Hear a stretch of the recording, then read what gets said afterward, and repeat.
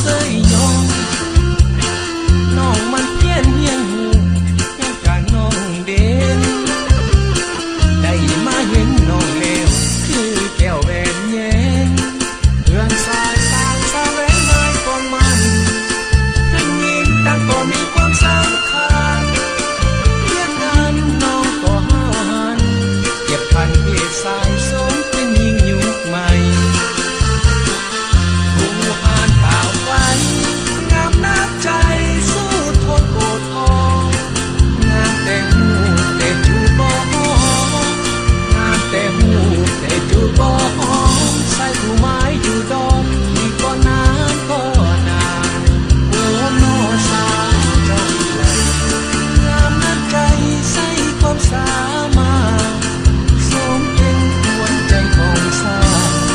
มีบทบาทต่อไปลาหน้าที่อย่าได้ไล่ลืมเดินอ้ายอยากมาเคียงไกลสมัครใจไว้ก่อนมีสามอนน้องลาพอสิได้แน่บ่น้องหากยังบ่เพียงพอผลงานอ้ายนัดหมายไว้ก่อนก็ได้ผลดีไม่คอยมาอีกจะปีบอกอ้ายได้ตีพอได้มีความหวัง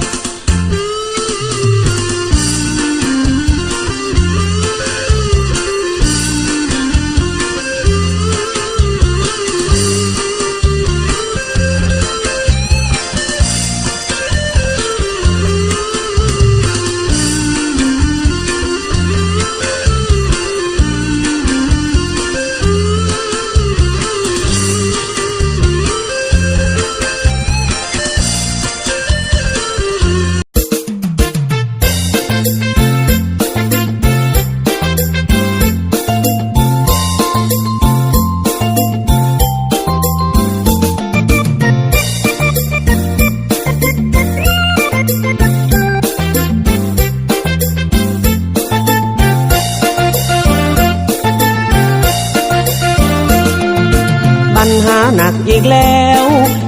เพราะฮักสาวเงินไกลบ่ฮู้จะทำอย่างไรสาวเงินไกลนั้นงามหนักหนาเฮือนอยู่บนฟ้าคูก็นึกกลัวพ่อนางหนักหนาคิดอยากจะไปเว้าจาย่านเขาหาว่าผู้ให้อ้ายโจร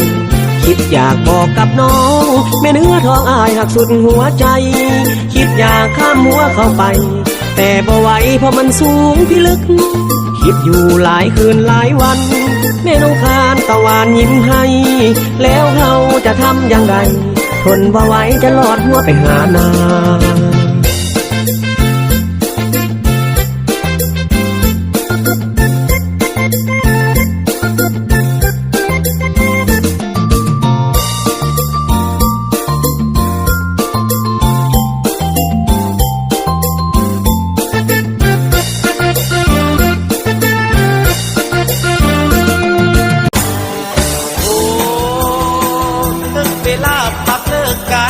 ได้จบก่อนสมควรแล้วเสียงคอและคงดังแววกระจายบันเทิงทุกแนวสุดแสนอ่อนสอนเติมคูณสวดทั่วทุกบอนสะอ่อนดี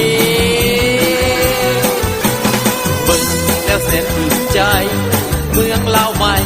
สง่าราศี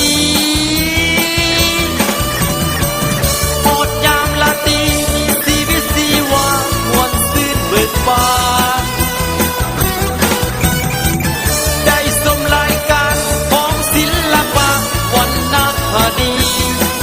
สุขอยู่พาลานาทีด้วยเสียงดนตรีของบ้านเฮา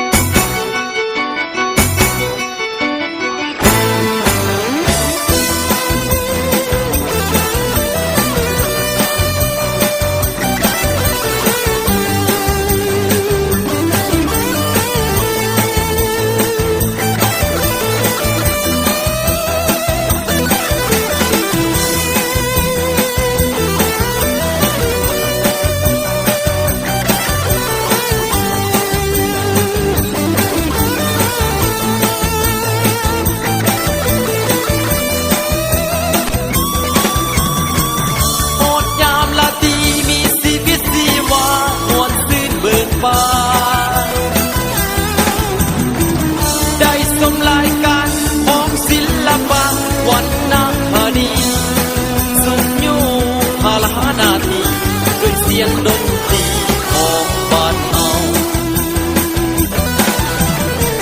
หมดยามลานีมีชีวิตชีวามวลซื่นเบิกบานได้ชมรายการของศิลปะวรรณคดีสุขอยู่พาลหานาที